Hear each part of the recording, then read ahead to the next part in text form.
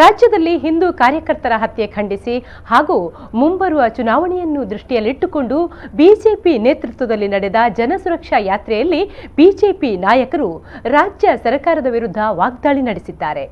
ಇವತ್ತು ಮಾನ್ಯ ಯಡಿಯೂರಪ್ಪ ನೇತೃತ್ವದಲ್ಲಿ ನವ ಕರ್ನಾಟಕ ನಿರ್ಮಾಣಕ್ಕಾಗಿ ಪರಿವರ್ತನೆ ಯಾತ್ರೆ ಇಡೀ ರಾಜ್ಯದಲ್ಲಿ ಅಭೂತಪೂರ್ವವಾದಂತಹ ಬೆಂಬಲ ಸಿಕ್ತು. ಇಡೀ ರಾಜ್ಯದಲ್ಲಿ ಭಾರತೀಯ ಜನತಾ ಪಾರ್ಟಿ ಮಾನ್ಯ ಅಮಿತ್ ಶಾ ಅವರು ಬಂದಾಗ, ಮಾನ್ಯ ನರೇಂದ್ರ ಮೋದಿ ಅವರು ಬಂದಾಗ ಯಾವ ರೀತಿಯಾದಂತಹ ಅಭೂತಪೂರ್ವ ಬೆಂಬಲ ಸಿಕ್ಕ ಮೇಲೆ ಇವತ್ತು ಸಿದ್ದರಾಮಯ್ಯ ನಡೆಸ್ತಾ ಇದೆ.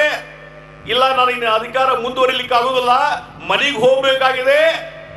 ಈ ಭಯದಿಂದ ಇವತ್ತು ಗುಂಡಾಗಿರಿ ಪ್ರಾರಂಭ ಮಾಡಿದ್ದಾರೆ. ಗುಂಡಾಗಿರಿ ಅಷ್ಟೇ ಅಲ್ಲ, ಎಲ್ಲಿವರೆಗೆ ಅಂದ್ರೆ ಇನ್ನು ಚುನಾವಣೆಯಲ್ಲಿ ಹೇಗಾದರೂ ಮಾಡಿ ಗೆಲ್ಲಬೇಕಂತ ಹೇಳಿ ಕಾಂಗ್ರೆಸ್ನ ಅಭ್ಯರ್ಥಿಗಳು ಎಲ್ಲಾ ಕಡೆ सीरे हंचुल चालू ಮಾಡಿದ್ದಾರೆ. सीरे यहाँ का अधिकारी और कर्मचारी भयभीत क्यों है?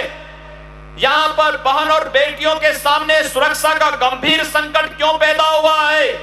और मैं पूछना चाहता हूं, कर्नाटक की सरकार से, कांग्रेस की सरकार से पूछना चाहता हूं कि आखिर कर्नाटक के अंदर सर्वाधिक किसानों ने आत्महत्याएं क्यों की हैं? उत्तर प्रदेश के बारे में आप कहते हैं उत्तर प्रदेश में हम लोगों ने 86 लाख किसानों के कर्जे माफी का मुख्यमंत्री ನಮ್ಮ ಕರ್ನಾಟಕದ ದೌರ್ಭಾಗ್ಯ ಅನುಭವಿಸ್ತಾ ಇದೀವಿ.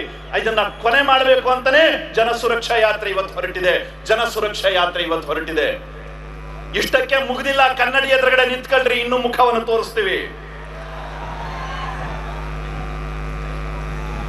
ಹೆಣ್ಣು ಮಕ್ಕಳ ಮೇಲೆ ರೇಪ್ ನಡೆದಿರ್ತಕ್ಕಂಥದ್ದು 7538 ರೇಪ್ ಕರ್ನಾಟಕದಲ್ಲಿ ಈವರೆಗೆ ನಡೆದಿತ್ತು.